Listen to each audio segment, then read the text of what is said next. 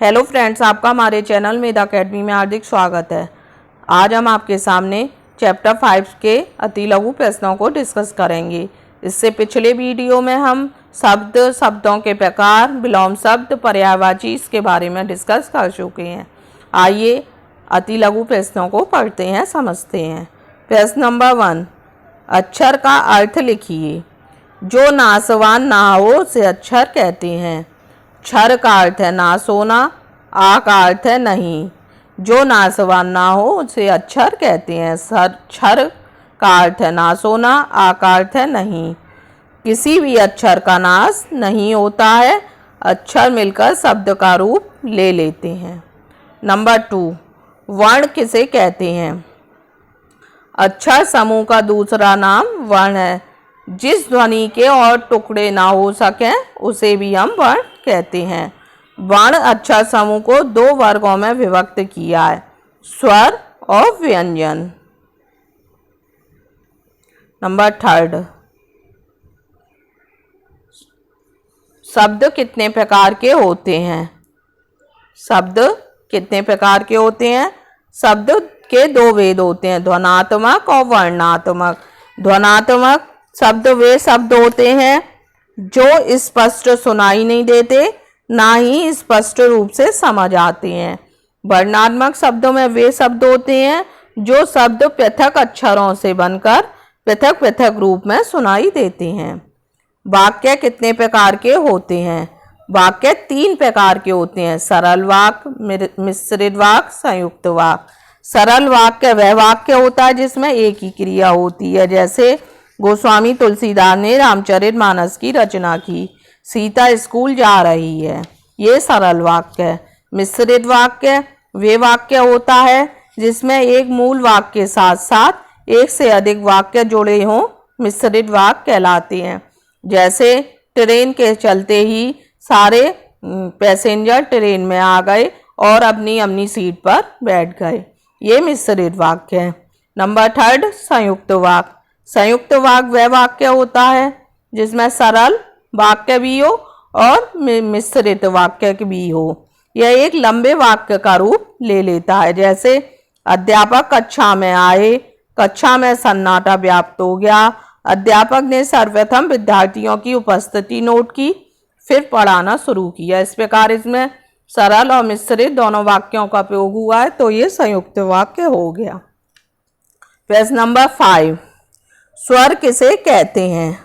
स्वर का अर्थ है ऐसा वर्ण जिसका उच्चारण अपने आप हो, जिसके उच्चारण के लिए दूसरे वर्ण से मिलने की आवश्यकता ना हो।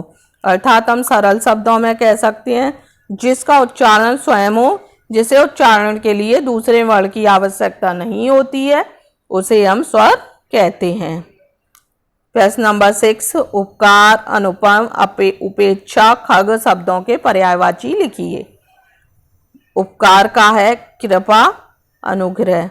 अनुपम का अनूठा, अनोखा, अपूर्व, निराला। उपेक्षा का वेलना, तिरस्कार, उपहास, अपमान, अवज्ञा।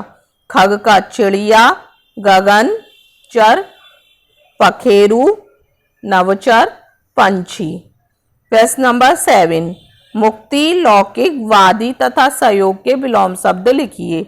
मुक्ति का बंधन, वादी का प्रतिवादी, लौकिक का अलौकिक, सहयोग का वियोग।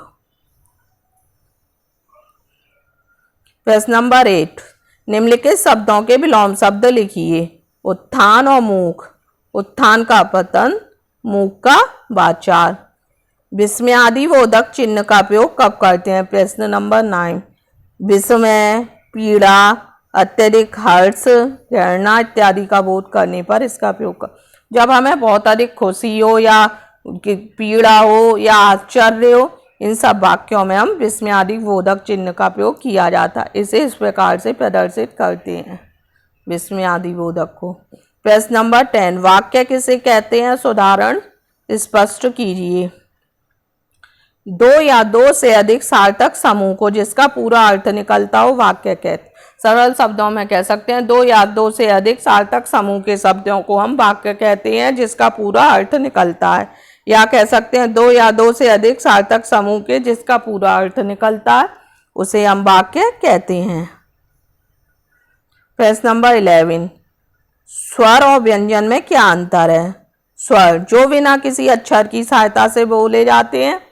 स्वर जिसमें किसी भी अक्षर की सहायता नहीं होती, वह अपने आप स्वयं निकलते हैं, उनमें किसी अक्षर की कोई भी सहायता नहीं ली जाती है।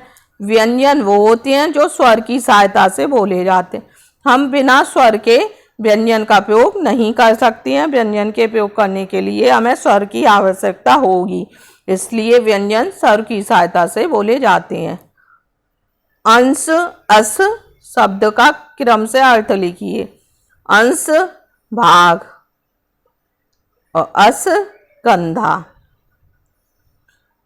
अगर आपको हमारा ये वीडियो पसंद आया हो तो प्लीज़ लाइक कीजिए, हमारे चैनल को सब्सक्राइब कीजिए और बेल आइकन को प्रेस करना ना भूलिए।